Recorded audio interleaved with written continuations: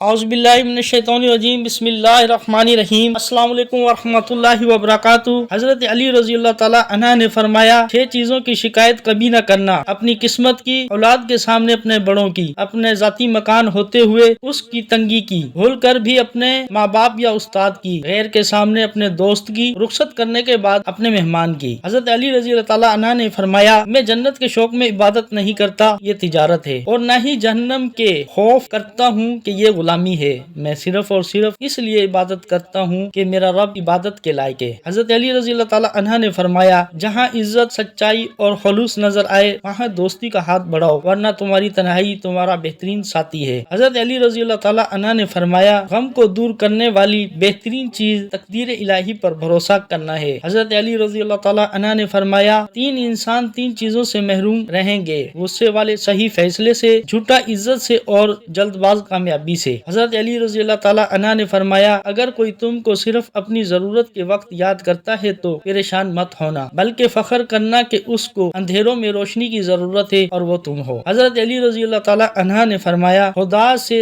جب بھی مانگو تو مقدر مانگو، عقل نہیں، کیونکہ میں نے بہت سے عقل والوں کو مقدر والوں کے در پر دیکھا ہے۔ ویڈیو پسند آئی ہو تو لائک کریں، شیئر کریں اور سبسکرائب کریں، ساتھ ہی بیل آئیکن کو پریس کریں تاکہ نئی آنے والی ویڈیو کا نوٹیفیکیشن آپ تک پہنچ سکے۔ شکریہ۔